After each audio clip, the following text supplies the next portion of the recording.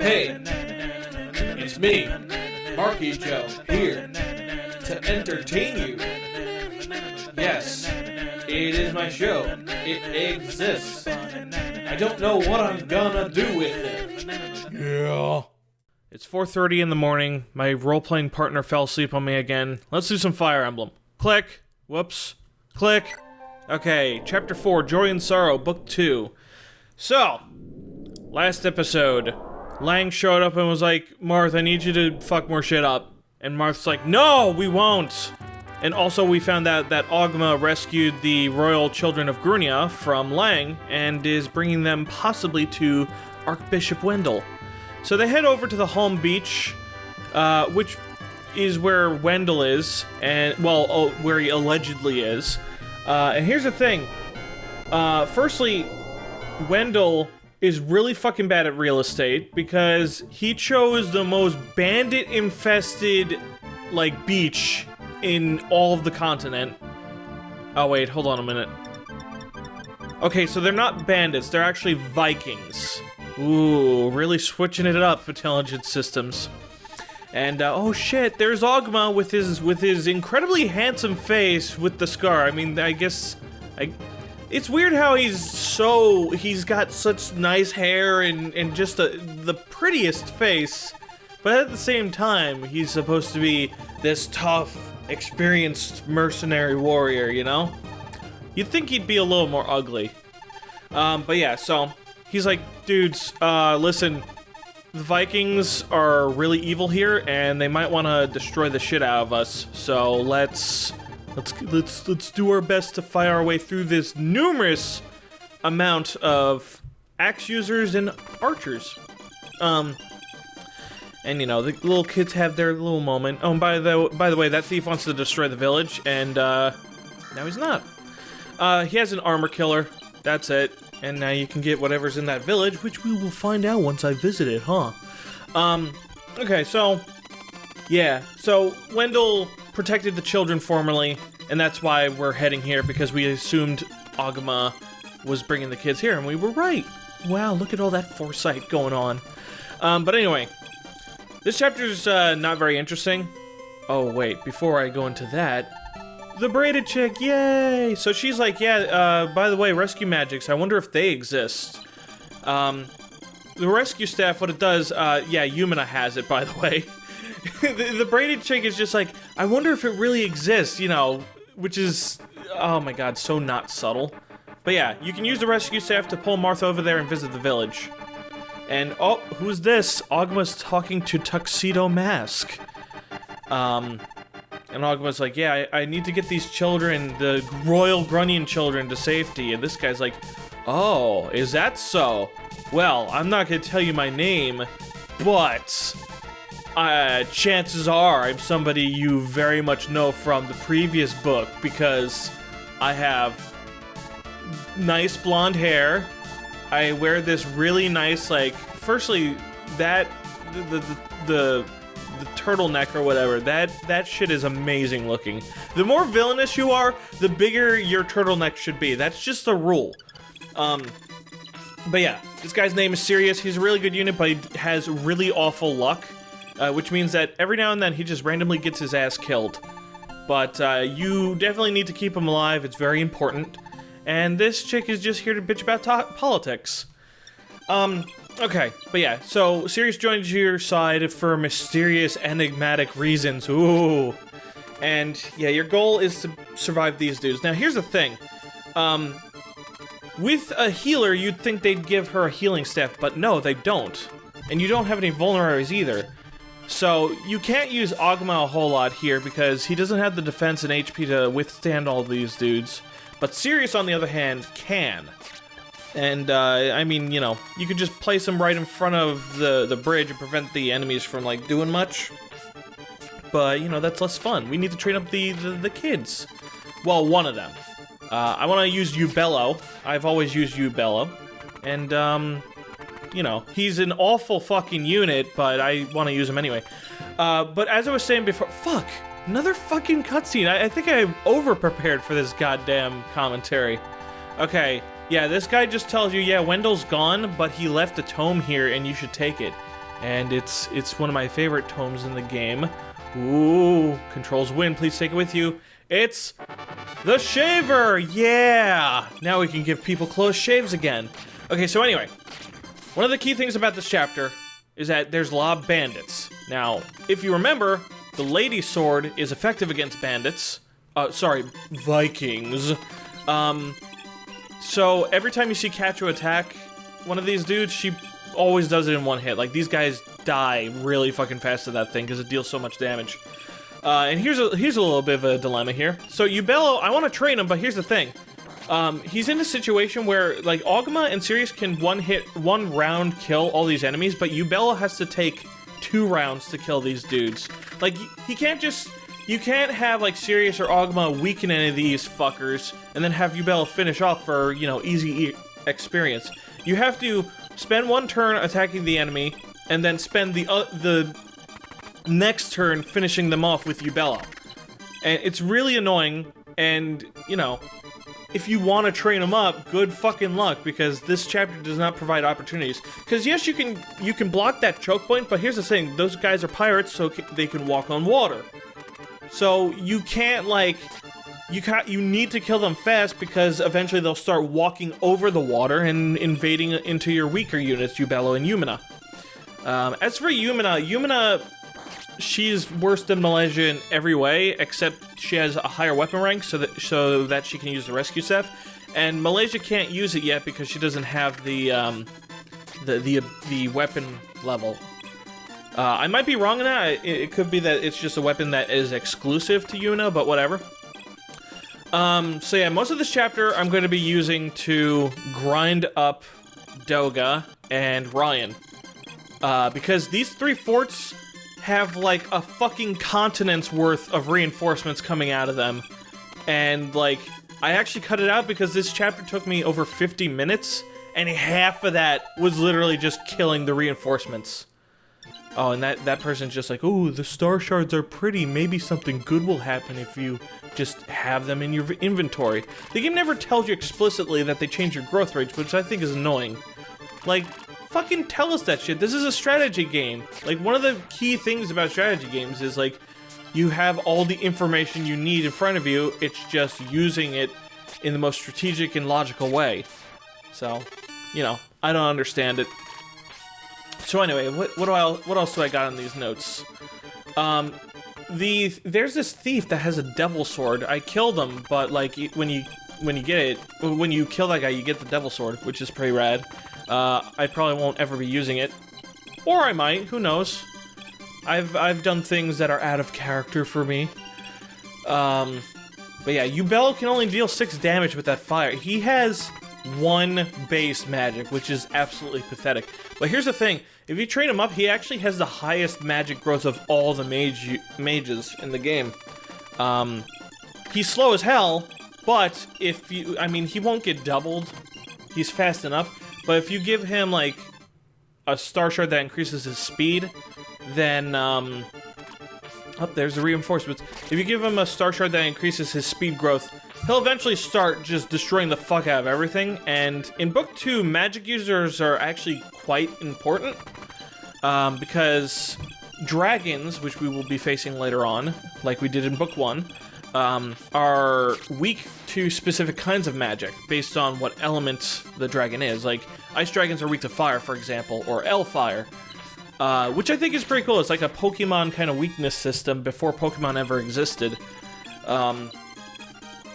But yeah, that's why magic users are actually quite important but in Book 2, because otherwise these enemies are really difficult to deal with. In the sequel, they changed the dragons so that they don't have that effectiveness weakness, and some of them are explicitly like very resistant to magic. Which I think is kind of lame, because magic users without that advantage are not as good, you know? Let's see, let me check my notes. Okay, so I want to put up some corrections about the previous chapters, because people in the comments told me. So in Chapter 2, you can in fact use Aaron to kill the thief with the lady sword, and you can do it relatively safely. I never thought to do that, because I never use Aaron because he has shitty growth rates, because he's a sick guy. In hindsight, I probably should have given Aaron's silver lance to Quechua so that she could use it and easily kill the thief and then easily kill the wyvern. I think that would have been a wiser choice. Now, as for Chapter 3, remember the wyverns that are on the mountain that I mentioned would aggro if you attack them? That's not true. As it turns out, they will only become aggressive once you have entered the armory. That's the only time. So you can freely attack them with Paula and Quechua, and they won't do anything about it, so it's free experience. But I think the way I did it was cooler. Okay, so I've talked about Yumina. Yumina is worse than Malaysia. Lady Sword. Talked about Tuxedo Mask, or Sirius as I'll call him. Yubella, the shitty mage unit. Bottom Village gives you Shaver. Which you can also give to Yubella, but who the fuck would do that? Holy fuck. And here I thought I had too many fucking notes for this chapter, but I guess that's the way it is. I'm completely out of notes now. But yeah, basically the remainder of this chapter is me setting up to have Ryan and Doga destroy the rest of the bandits that come out of those reinforcements. I do wonder, like, I feel like what the chapter wants you to do is first you visit the village in the bottom left with Marth, and then you use the rescue staff that Yumina has to bring Marth over to the top right village so that he can visit it, and also help your other units with the fighting. And then from there, I guess what's supposed to happen is that you take on the boss with the small amount of units you have in the top right. You seize, and while you work on all this, the rest of your units are just supposed to constantly fight these reinforcements. I feel like that's how the chapter is supposed to play out, because otherwise, why would they have all this fucking desert right here to hinder your progress as much as possible, you know? It feels like it was intentionally meant to split up your group, so that one side would just be spending the chapter gaining EXP, while the other dealt with the more relevant parts of the chapter, you know? But yeah, in my sad attempts to train Yubello, this one fort right here, it's worth noting that all the pirate reinforcements spawn with a hand axe. So, Yubello can't even fucking safely attack these guys. Like, he risks getting, I think, 2 or 3 hit killed. And it's frustrating, because, like, man, I just want to fucking trade this shit fag. Just let me do that, game. But yeah, the other thing is that because these guys are using hand axes on you, they can't do jack shit to Doga. Doga doesn't give a fuck about hand axes. His defense is actually too high for the hand axes to damage him at all. Hand axes are just so weak in this game, which is how it's supposed to be, in my opinion. Oh, and check this out. Paul's gonna fight that boss, and it's gonna be like, it's pretty funny, like, because I was trying to weaken him for Yubello again, and something happens. I mean, at this point, you guys have seen my commentaries enough to know that when I foreshadow this fucking much, that it's gonna be a critical hit, so, oh, spare me. Oh, that's useless, I have no choice. I'll chop your head off. I mean, this guy turned around really fucking fast on you. But yeah, I get a critical hit, and then the dude just dies straight up. So much for that plan. I don't even know what I got from him. Probably a star shard or some shit. I'll figure out in the next chapter, I guess. But yeah, these archers can damage Doga, but the rest of the units can't. And the way the AI works in this game is that if they can't damage the unit, they just won't bother attacking him. They'll surround him, but they just aren't gonna bother attacking. Which, you know, I think in FE4 it works a little different. If they can't attack the unit, they just they just move around that unit to get towards the units they can actually damage. Which I think makes more sense. That's ironic because it's in FE4 where the gameplay makes the least fucking sense as possible. Oh man. Maybe someday I will do an FE4 playthrough and I will show you guys the light and why that game is overrated as fuck. But for now, it's probably wise for me to keep my mouth shut so that the fanboys don't go, "Oh! FE4 is so deep and edgy! Oh, it makes my peen hard. Man, it is almost 5 o'clock in the morning, and this is the shit I'm saying. I wonder what other people do around this time. Clearly not what I'm doing. I mean, obviously they're getting ready for work, probably, or doing shit that actually matters. But you know, I guess for those of you out there watching this video, just know that somewhere, someplace, at like 4 in the morning or 5 in the morning, there are many people like me who are just screaming into their mics about stupid shit. That's something you should know, alright? Anyway. Using that javelin, destroying the enemies. It's worth noting that there's this weird peninsula at the top left of the map, which is way too fucking suspicious to not have something. But I actually went and checked it out with Paula and Katua, and nope, there's nothing there. Which is weird, because like that seems like such a obvious place to put like a cool item, especially compared to the IO shield from the previous chapter, which was literally to the right of the boss. Like that's such a weird, arbitrary place to put an item. But here, where it totally begs to have an item put there, they don't fucking do it. Like what the fuck? Anyway, poor Ubello, man. Finally kills a dude, and then that's it. Oh shit! What's this? It's Kashim. It's the dude who I used in my in the book 1 playthrough. You know, the archer that was kind of good, but not really. He's definitely, without a doubt, the best archer in book 2, aside from, you know, our good old friendly neighborhood George. But yeah, he's definitely good in this one because he comes with a killer bow and he has really high strength. But since I'm going to be training up Ryan, I probably don't really need him. And Ryan, by the end of this chapter, is going to be really fucking pimped. Oh, there we go. Yay! Yeah, so I skipped over all the experience grinding because, holy shit, it was like 26 minutes of that shit. That's how long the reinforcements are. Like, holy shit, Nintendo. How long did you think people were going to spend on this chapter? And oh shit, Marth, with his eager face, like, oh shit, shit's going down. But yeah, Sheeta's like, dude, yeah, Arisha got attacked. And Hardin and Lang telling you to go and find the royal children, that was all ruse, meant to pull you away, to disperse your army, so that they could jump in there and conquer it, which is admittedly a really smart plan. I mean, like, Akania, like, you can attack a country while they're at full force, or you can threaten them and be like, yeah, we could destroy you, but we won't, so we're just gonna bully you into doing shit. And then when they split their forces, you just easily take over the castle. Like, that's a really fucking smart idea. It minimizes your own, like, loss of resources, and, you know, at the same time makes your foe look like a complete total dunce. Which, by the way, Marth isn't a dunce.